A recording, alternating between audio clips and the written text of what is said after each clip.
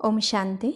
आज हम 18 नवंबर 85 की अव्यक्तवाणी सुनते हैं। आज की वाणी का सार है भगवान के भाग्यवान बच्चों के लक्षण। भाग्य विधाता बाप दादा बोले, बाप दादा सभी बच्चों के मस्तक पर भाग्य की रेखाएं देख रहे हैं। हर एक बच्चे के मस्तक पर भाग्य की रेखाएं लगी हुई है, लेकिन किस किस बच्चों की स्पष्ट रेखाएं है और कोई कोई बच्चों की स्पष्ट रेखाएं नहीं है। जब से भगवान बाप के बने, भगवान अर्थात भाग्य विधाता, भगवान अर्थात दाता विधाता, इसलिए बच्चे बनने से भाग्य का अधिकार अर्थात वर्षा सभी बच्चों को अवश्य प्राप्त होता है, परंतु उस मिले हुए वर्षे को जीवन में धारण करना, सेवा में लगाकर श्रेष्ठ बनाना, स्पष्ट बनाना, इसमें नंबरवार है। क्योंकि यह भाग्य जितना स्वयं प्रति व सेवा के प्रति कार्य में लगाते हो उतना बढ़ता है, अर्थात रेखा स्पष्ट होती है। बाप एक है और देता भी सभी को एक जैसा है। बाप नंबरवार भाग्य नहीं बांटता, लेकिन भाग्य बनाने वाले अर्थात भाग्यवान बनने वाले इतने बड़े भाग्य को प्राप्त करने में यथाशक्ति होने के कारण नंबरवार हो जाते हैं। इसीलिए कोई की रेखा स्पष्ट है, कोई की स्पष्ट नहीं है। स्पष्ट रेखा वाले बच्चे स्वयं भी हर कर्म में अपने को भाग्यवान अनुभव करते हैं, साथ साथ उन्हों के चेहरे और चलन से भाग्य औरों को भी अनुभव होता है। और भी ऐसे भाग्यवान बच्चों को देख सोचते और कहते कि यह आत्माएं बड़ी भाग्यवान हैं, इनका भाग्य सदा श्रेष्ठ है। अपने आप से पूछो, हर कर्म में अपने को भगवान के बच्चे भाग्यवान अनुभव करते हो? भाग्य आपका वर्षा है, वर्षा कभी न प्राप्त हो यह हो नहीं सकता। भाग्य को वर्षे के रूप में अनुभव करते हो, वह मेहनत करनी पड़ती है। वर्षा सहज प्राप्त होता है, मेहनत नहीं। लौकिक में भी बाप के खजाने पर वर्षे पर बच्चे का स्वतः अधिकार होता है और नशा रहता है कि बाप का वर्षा मिला हुआ है। ऐसे भाग्य का नशा है, वह चढ़ता और उतरता रहता है। अविनाशी वर्षा है तो कितना नशा होना चाहिए। एक जन्म तो क्या, अनेक जन्मों का भाग्य जन्म सिद्ध अधिकार है। ऐसी फलक से वर्णन करते हो। सदा भाग्य की झलक प्रत्यक्ष रूप में औरों को दिखाई दे। फलक और झलक दोनों है, मर्ज रूप में व इमर्ज रूप में है। भाग्यवान आत्माओं की निशानी, भाग्यवान आत्मा सदा चाहे गोदी में पलती, चाहे गलीचों पर चलती, झूलों में झूलती, मिट्टी में पाँव नहीं रखती, कभी पाँव मेले नहीं होते। वो लोग गलीचों पर चलते और आप बुद्धि रूपी पाँव से सदा फर्श के बजाय फरिश्तों की दुनिया में रहते। इस पुरानी मिट्टी की दुनिया में बुद्धि रूपी पाँव नहीं रखते, अर्थात बुद्धि मैली नहीं करते। भाग्यवान मिट्टी के खिलौने से नहीं खेलते, सदा रत्नों से खेलते हैं। भाग्यवान सदा संपन्न रहते हैं, इसीलिए इच्छा मात्रम अविद्या इसी स्थिति में रहते हैं। भाग्यवान आत्मा सदा महादानी पुण्य आत्मा बन औरों का भी भाग्य बनाते रहते हैं। भाग्यवान आत्मा सदा ताश, तख्त और तिलकधारी रहती है। भाग्यवान आत्मा जितना ही भाग्य अधिकारी उतना ही त्यागधारी आत्मा होती है। भाग्य की निशानी त्याग है। त्याग भाग्य को स्पष्ट करता है। भाग्यवान आत्मा सदा भगवान समान निराकारी, निरहंकारी और निर्विकारी, इन तीनों विशेषताओं से भरपूर होती है। यह सब निशानियां अपने में अनुभव करते हो। भाग्यवान की लिस्ट में तो हो ही ना, लेकिन यथाशक्ति हो वह सर्वशक्तिवान हो। मास्टर तो हो ना। बाप की महिमा में कभी यथाशक्ति व नंबरवार नहीं कहा जाता, सदा सर्वशक्तिवान कहते हैं। मास्टर सर्वशक्तिवान फिर यथाशक्ति क्यों? सदा शक्तिवान। यथा शब्द को बदल सदा शक्तिवान बनो और बनाओ। समझा कौन से जोन आए हैं? सभी वरदान भूमि में वरदानों से झोली भर रहे हैं।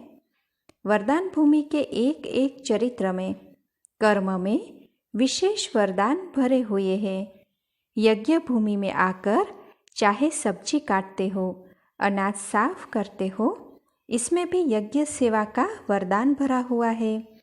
जैसे यात्रा पर जाते हैं, मंदिर की सफाई करना भी एक बड़ा पुण्य समझते हैं। इस महातीर्थ व वरदान भूमि के हर कर्म में, हर कदम में वरदान ही वरदान भरे हुए हैं। कितनी झोली भरी है? पूरी झोली भर करके जाएंगे या यथाशक्ति? जो भी जहाँ से भी आए हो, मेला मनाने आए हो, मधुबन में एक संकल्प भी व एक सेकंड भी व्यर्थ न जाए। समर्थ बनने का यह अभ्यास अपने स्थान पर भी सहयोग देगा। पढ़ाई और परिवार, पढ़ाई का भी लाभ लेना और परिवार का भी अनुभव विशेष करना। समझा? बाप दादा सभी जोन वालों को सदा वरदानी महादानी बनने की मुबारक दे रहे हैं। लोगों का उत्सव समाप्त हुआ, लेकिन आपका उत्साह भरा उत्सव सदा है। सदा बड़ा दिन है, इसीलिए हर दिन की मुबारक ही मुबारक है।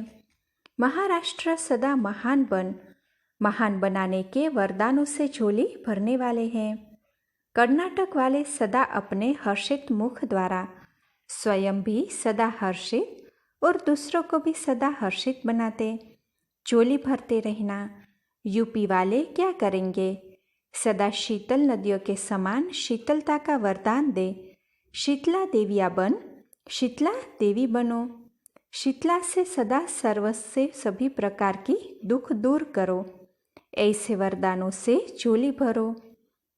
अच्छा, सदा श्रेष्ठ भाग्य के स्पष्ट रेखाधारी, सदा बाप समान सर्वशक्तियाँ संपन्न, संपूर्ण स्थिति में स्थित रहने वाले, सदा ईश्वरीय झलक और भाग्य के फलक में रहने वाले, हर कर्म द्वारा भाग्यवान बन भाग्य का वर्षा दिलाने वाले, ऐसे मास्टर भगवान श्रेष्ठ भाग्यवान बच्चों को बाप दादा का याद प्यार और नमस्ते। अच्छा, पार्टियों से अव्यक्त बाप दादा की मुलाकात कुमारों से। कुमार अर्थात निर्बंधन। सबसे बड़ा बंधन मन के व्यर्थ संकल्पों का है, इसमें भी निर्बंधन। कभी कभी यह बंधन बांध तो नहीं लेता, क्योंकि संकल्प शक्ति हर कदम में कमाई का आधार है। याद की यात्रा किस आधार से करते हो? संकल्प शक्ति के आधार से बाबा के पास पहुँचते हो ना। अशरीरी बन जाते हो तो मन की शक्ति विशेष है। व्यर्थ संकल्प मन की शक्ति को कमजोर कर देते हैं, इसीलिए इस बंधन से मुक्त। कुमार अर्थात सदा तीव्र पुरुषार्थी, क्योंकि जो निर्बंधन होगा उसकी गति स्वतः तीव्र होगी।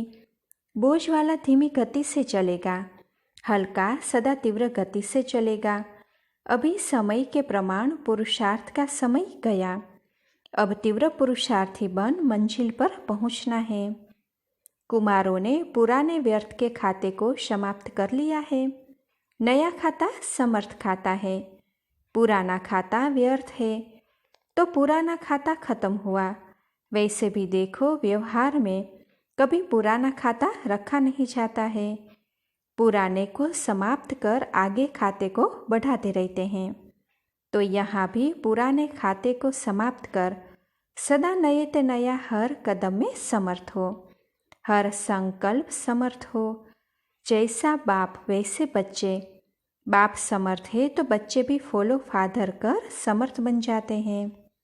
अच्छा, माताओं से माताएं किस एक गुण में विशेष अनुभवी है? यह विशेष गुण कौन सा? तो किसी ने कहा त्याग है, सहनशीलता है। तो बाबा ने कहा और भी कोई गुण है? माताओं का स्वरूप विशेष रहम दिल का होता है। माताएं रहम दिल होती है, आप बेहद की माताओं को बेहद की आत्माओं के प्रति रहम आता है? जब रहम आता है तो क्या करती हो? जो रहम दिल होते हैं वह सेवा के सिवाय रह नहीं सकते। जब रहम दिल बनते हो तो अनेक आत्माओं का कल्याण हो ही जाता है। इसीलिए माताओं को कल्याणी भी कहते हैं। कल्याणी अर्थात कल्याण करने वाली। जैसे बाप को विश्व कल्याणकारी कहते हैं, वैसे माताओं को विशेष बाप समान कल्याणी का टाइटल मिला हुआ है। ऐसे उमंग आता है, क्या से क्या बन गए। स्व के परिवर्तन से औरों के लिए भी उमंग उत्साह आता है। हद की और बेहद की सेवा का बैलेंस है। उस सेवा से तो हिसाब चुक्त होता है, वह हद की सेवा है। आप तो बेहद की सेवाधारी हो। जितना सेवा का उमंग उत्साह स्वयं में होगा उतनी सफलता होगी। माताएं अपने त्याग और तपस्या द्वारा विश्व का कल्याण करने के निमित्त बनी हुई है। माताओं में त्याग और तपस्या की विशेषता है।